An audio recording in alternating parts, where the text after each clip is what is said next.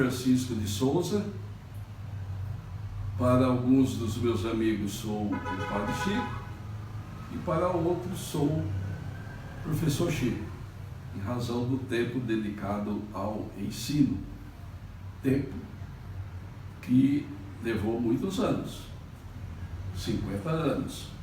Pois bem, acompanhando a mídia, outro dia eu li um comentário feito por um grande amigo, estudioso, historiador, o monge Ricardo Mário Gonçalves.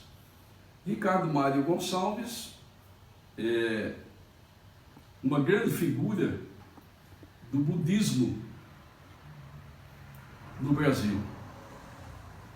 Antigo professor da Universidade de São Paulo, também já jubilado como eu,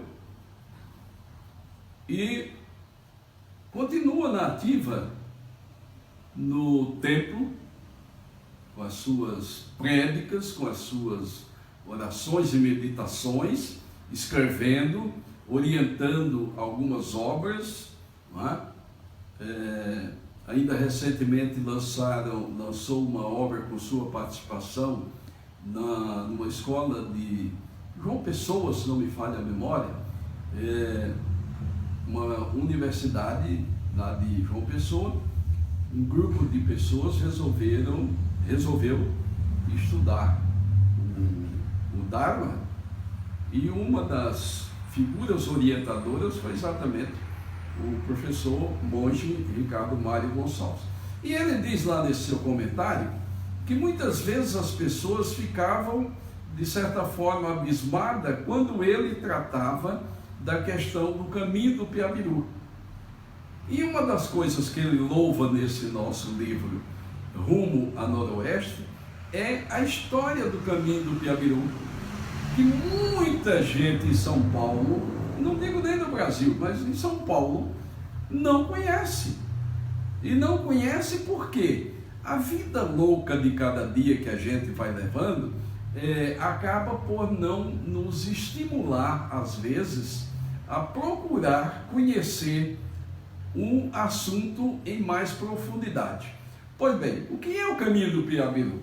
O caminho do Piabiru, como o nome indica, Piabiru na linguagem indígena é capim amassado, ou seja, era uma trilha, e essa trilha que fazia a ligação dos incas com os índios do Paraguai, atravessando o estado de São Paulo, atravessando o Paraná, atravessando o Rio Grande do Sul, Mato Grosso, ramais para todos os lados, na mercantilização dos índios, na troca de mercadorias e de coisas.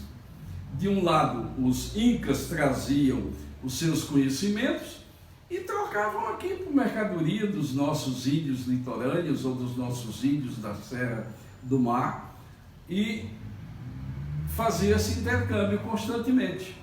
Depois, no governo de Tomé de Souza proibiu o uso desse caminho pelos brasileiros, ou por aqueles que chegavam no litoral de São Vicente, no litoral onde hoje nós temos aí Cubatão, não é? Enfim, era o caminho de ligação com a Chapada aqui, chamado de São Paulo, não é? Pois bem, esse caminho do Piabiru foi responsável também pela criação de muitas cidades no interior de São Paulo. Foi se fazendo núcleos de residência e de comércio e de exploração econômica, de agricultura, de criação, de tal modo que o burro era comprado no Rio Grande do Sul, ou era comprado no Paraná, e demandava o estado de São Paulo por Sorocaba. Sorocaba era um lugar de paragem desse pessoal. Daí isso é chamada Cidade dos Tropeiros. O palácio da prefeitura em Sorocaba tem o nome de Palácio dos Tropeiros. Então, o que era esse tropeiro? Por que esse? E isso é resultante do uso do caminho do Piabiru. Pois bem, do caminho do Piabiru sobrou para nós o que nós conhecemos ainda como Estrada Velha de Santos. Sobrou para nós, a princípio, chamado Caminho do Vergueiro, e nada mais era do que do Caminho do Vergueiro, porque o senador Vergueiro mandou calçar aquele caminho com placas de granito, placas de pedra, de 1 metro de largura, para facilitar essa caminhada. E lá atrás, aquilo havia sido proibido por Tomé de Souza, não é? É bom lembrar isso. E a condenação, veja bem a gravidade, de quem se arvorava em andar pelo caminho do Piabiru era a morte. Tomé de Souza condenava a morte, aquele que fosse encontrado utilizando-se do caminho do Piabiru. Por quê? Porque era uma área de fácil acesso para a ladroagem, e não só para isso, mas também para levar a mercadoria para o litoral, para o embarque, sem o devido pagamento do imposto. Então, por isso que se chama descaminho da mercadoria. É uma palavra que você, no direito comercial ou no direito tributário, já deve ter ouvido muito, não é? O descaminho, sair do caminho reto. Então, Tomé de Souza declarava a morte para essas pessoas, ou condenava à morte essas pessoas que faziam o descaminho pela estrada do Piabiru.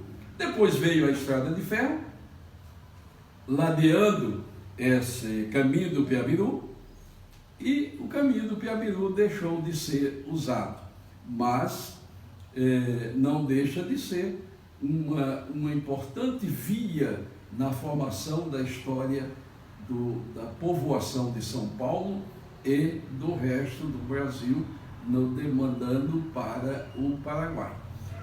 Muito bem, eu espero que tenham todos entendido, e eu até agradeço, assim de público, ao monge professor Ricardo, a lembrança que teve de dizer que encontrou esse assunto em nosso livro, e para aqueles que muitas vezes não acreditavam na existência desse caminho, quando ele falava a respeito, agora ele tem alguma coisa escrita para dizer: olha, está aqui no rumo a noroeste aquilo que ele, Ricardo, havia já comentado há muito tempo sobre a história dos caminhos, das estradas, das rodovias e das cidades, em São Paulo principalmente.